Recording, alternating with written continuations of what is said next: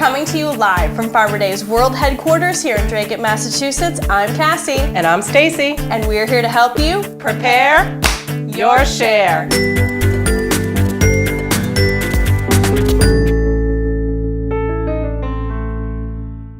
This technique segment is all about dried beans, quinoa, and pearl barley. These are available at the farm stand, and while not grown on the farm, they complement everything in the CSA share. Just like bacon. First, some facts about dried beans. Soaking beans. Does it shorten the cooking time? Yes, somewhat. However, the flavor and texture wind up suffering. To salt or not to salt? This actually does not affect the cooking time on the beans, and seasoning after results in needs more salt. You wind up with a salty bean broth. Stovetop or oven? Stovetop requires more attention. Do not rush it by increasing the temperature. This just results in mushy beans. Oven cooking at 250 degrees provides a steady cooking temperature with the cover on. The cover speeds up the cooking time some, so check the water level on your beans about every half an hour or so. Remember, as you're checking on your beans, the beans are still crunchy. You did nothing wrong. Beans can go from crunchy to creamy within a 15-minute window once they have been cooking for a while, especially garbanzos.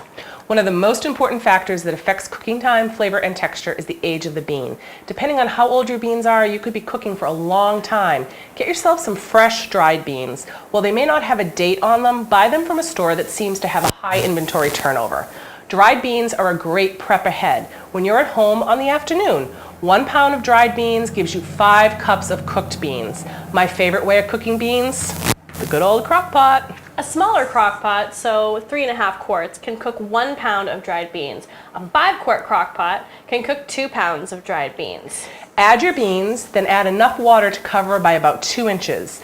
1 teaspoonful of salt and any aromatics, onion, garlic, bay leaf if you desire. If you don't want it, you don't have to put it in there. You want to cook it on low for 5 hours, untouched. Check in the beans every 30 minutes or so until you become familiar with your crock pot and how long they'll take. It should fall into the 6 to 8 hour range on low. The bean broth, after you strain out the beans, can be saved as a base for soup. Did you know that you can freeze cooked dried beans? Just like this. You want to have them in a freezer bag once you've cooked them. If you want to keep them all in one, that's great. If you want to portion it out into smaller quart-sized bags so you can just grab and go, that's another good thing. Make sure you take out all the air. Super important. No, definitely. Cooking them in the crock pot doesn't heat up your kitchen. Freezing them means that you're going to have cooked beans at the ready to add to salads, soups, whatever you want to. Talk about prep ahead. Once you drain them, freeze them in 2-cup measures, which is about a 15-ounce can. You can use a quart freezer bag for that. It makes it nice and easy. Mark the variety, quantity, and date in the freezer bag because sometimes they look like all the same thing. The beans will keep for up to 6 months in the freezer. Grains that freeze well are pearl barley, quinoa, bulgur wheat, and farro. Pearl barley is a wheat-free alternative to pasta salads. Interesting fact. Barley is not a wheat product, but it does contain gluten. A different chemical structure of gluten, yes, but some people have luck with this kind, some people do not. It's best to just try it out and see what works for you. It's a pretty interesting fact, actually. Now the clean out the fridge pearl barley salad. 5 cups of cooked pearl barley, which winds up being 1 cup raw. Then we did about 1 cup total of red, green, and orange peppers. We have 1.5 cups of fresh corn kernels. I prefer them raw, gives it a nice crunch. We have a cup each of zucchini and summer squash, and a diced red onion. Also a garlic clove finely minced, you can't see it. We also have some parsley and scallions chopped up really nicely. So this is really a clean out the crisper. You're going to wind up throwing everything together. We did a quick dressing in a mason jar with apple cider vinegar, olive oil, some granulated garlic. I threw in some Italian seasoning because that's the way I roll, and some lemon juice. Give this a shake. All right, I'm gonna dump some of this stuff. Now it's kind of a matter of a little bit at a time here. Yep. So some on the bottom, some barley, some of the herbs, some of the corn. Ooh, a little messy. a little overboard. Yep, and mix that together.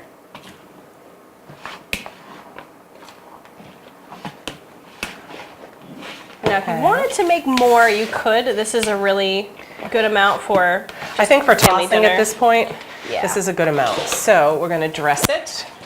Give your dressing a nice shake. Probably gonna pour about half over. Get a nice toss. Want to use two? Yep. That's teamwork. There we go. Now this salad is great because it really does use up whatever leftovers. Everything is raw other than cooking the pearl barley, which you can actually cook ahead of time and freeze if you wanted to. It's a no-cook dinner. Nice. I don't think I'm going to add all of this in. No. Just enough. I think that's good. Add this. There we go. Excellent. Now, how pretty is that? And that's a nice quick dinner. You could have that completely for your dinner, or you could have it with chicken or something on the grill. Some other delicious summer salads involve quinoa.